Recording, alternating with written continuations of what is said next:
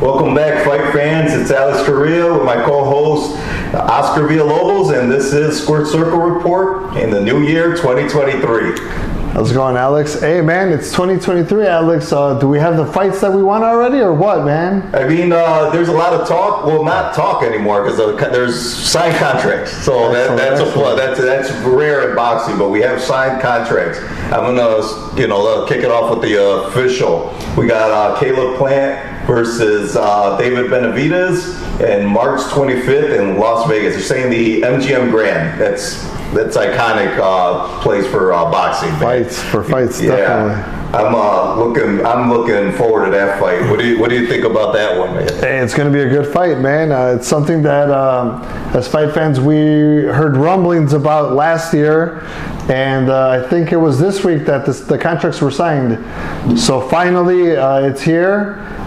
It's going to be hopefully it's the start of the year, but I'm hoping that it's the fight of the year as well. But it's too early to tell. But anyway, that's my prediction that it's going to be fight of the year. If both fighters clash, to clash at each other. You know they're going to clash. There's bad blood. This has been brewing for a couple years. They got into it in some fighting. I think at Mayweather's fighting gym, boxing gym, if I'm not mistaken. Yeah. But the bad blood's there. They've been shit talking. Like we always said, the fighters want to fight, but now they got the money right. Everything's lined up. They're all under PBC, and we got a big fight, man. So. I'm looking forward to it, and it's at the MGM Grand. So what else can you ask for? Right, iconic. Well, one thing that I would like to add to that fight is a great undercard.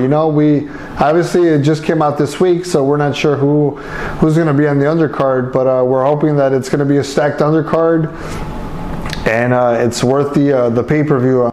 I'm sure it's going to be on pay-per-view, of course. It has to be. So hopefully we get a stacked card, and these promoters listen to us. Yeah, they must have seen our last video. Right.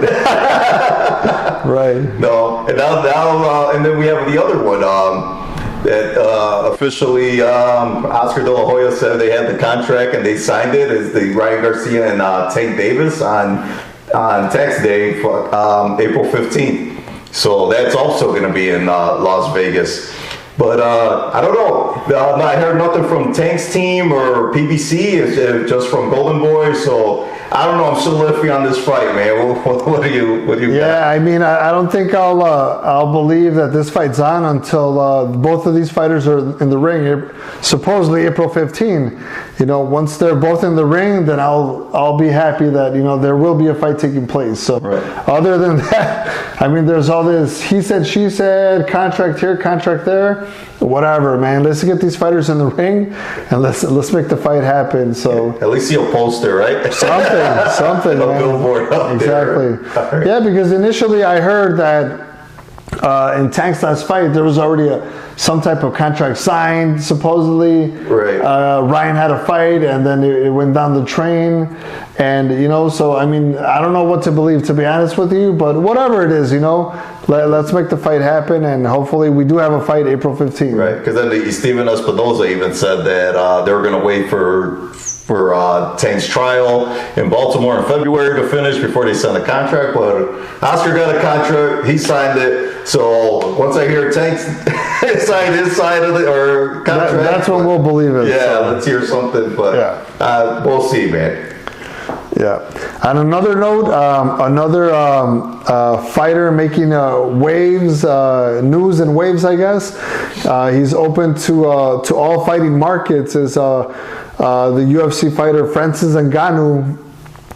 There's rumblings that he might fight the Gypsy King Tyson Fury. There's rumblings that he might sign with other MMA agencies or promoters, promotions, etc. But he might be someone new, with the boxing scene, and obviously, like any other heavyweight, they want the big bucks, and I think he knows where the big bucks are at, and that's probably going to be, maybe a fight in the boxing ring, and hopefully on his end, he takes the main fight, which would be up against the Gypsy King, What do you think?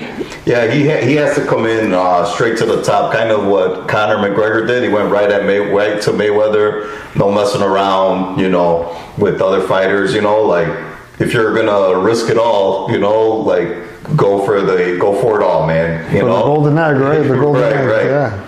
All the eggs in one basket and go for it. Gypsy King, Usyk. Even Joshua or Wilder, but I mean, he got to be Gypsy King, I think. Right, I think so too. Yeah, and I think that's the fight to be made. I mean, if he comes in, he was the UFC champion for a while. He has, the star power, and the Gypsy King obviously has the, all the credentials, of course. And I think if the fight happens, it'll be like a magnitude show, a main event. So, right. Yeah. Everyone will be wide. They'll have numbers. They'll have views. They'll have pay-per-view buys. All of that. Right. So there's no worldwide. It'll be worldwide. Not absolutely. just in the U.S. It's gonna sell everywhere. So definitely. Oh, yeah. I think it's a good move on him not signing that UFC deal. So, personally. Right. We'll see.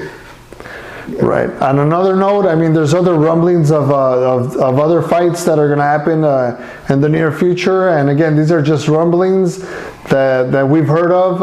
One is Stephen Fulton versus Naoya Inoue, the monster. I think Inoue is leading the 118 division, right? Moving up to 122. That's right. To take on Fulton. And that should be a good fight, honestly. I mean, it's 50-50 for me, even though the monster is from a lower division. I think his power will carry on, and that'll be a great fight, in my opinion. I mean, I don't know what you think. So. I like Inoue just because he has he's got good defense, so like he's not going to get hit a lot. Fulton's like really good, not to take nothing away, and he's a champion, WBC champion.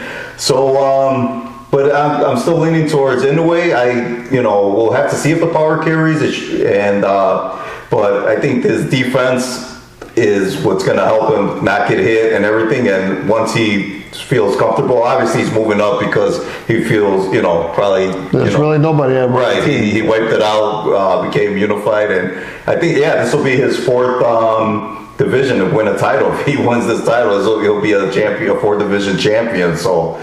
And he's going right for the belts, man. That's what we're saying. What we want, 2023, man. They're it's not. It's here. Yeah, they put their foot on the gas right off the bat, man.